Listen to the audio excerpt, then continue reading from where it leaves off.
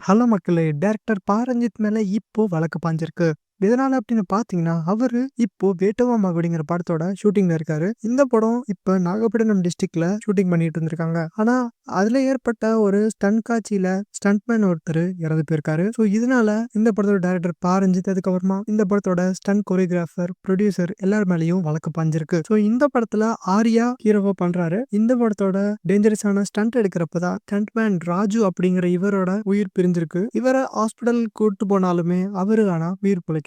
இந்த stunt சீக்வென்ஸ்ல car பறந்து போய் சுத்தி கீழ விழுவுற மாரி காட்சிப்படுத்தியிருக்காங்க. அதுல அந்த கார் ஒழுங்கா போய் லேண்ட் ஆகாதனால இந்த விபத்து ஏற்பட்டிருக்கு. இந்த செய்தி தமிழ் சினிமால ஒரு பெரிய சோகத்தை உண்டாக்கியிருக்கு. ஆல்ரெடி இந்த மாரி இந்தியன் 2 படப்பிடிப்புல படத்துல வேலை செய்றவங்களோட உயிர் போயிருக்கு. அது தொடர்ந்து இப்ப இந்த படத்துலயும் நிகழ்ந்திருக்கு. ஸோ, இது தமிழ் சினிமாக்கே ஒரு பெரிய கஷ்டம் தான். திரைப்பிரபலங்கள்லாம் என்ன சொல்றாங்க அப்படின்னு பார்த்தீங்கன்னா, இந்த மாரி டேஞ்சரஸான ஸ்டண்ட்ஸ்ல எடுக்கும்போது, அதுக்கு சேஃப்டி மெஷர்ஸ் நெறையா பண்ணணும். கூட மெடிக்கல் ஆஃபீசர்ஸ் கண்டிப்பா இருக்கணுங்கிற மாரி சொல்றாங்க. ஏன்னு பார்த்தீங்கன்னா, தமிழ் சினிமா ஒரு நல்ல ஃபிலிம் இண்டஸ்ட்ரி. இந்த இண்டஸ்ட்ரியில இப்போ வர மோஸ்ட் ஆஃப் த பெரிய ஹீரோஸோட படங்கள் எல்லாமே பெரிய பட்ஜெட்டா தான் இருக்கு. ஸோ, அந்த மாரி இருக்க நிலைமையில சேஃப்டிக்கும் கவனம் செலுத்த வேண்டியது அப்படிங்கிறது ரொம்பவும் முக்கியம். இதுக்கு திரைத்துறையில இருக்கிற பிரபலங்களும் அவங்களோட கருத்து தெரிவிச்சுட்டு வராங்க. ஆனா, இந்த மாரி இனி ஒரு சம்பவம் நடக்கக்கூடாது அப்படின்னு நினைக்கிறோம். ஸோ, இத பத்தி நீங்க என்ன நினைக்கிறீங்க அப்படிங்கிற உங்க கருத்து மறக்காம கமெண்ட் பண்ணுங்க. Thank you.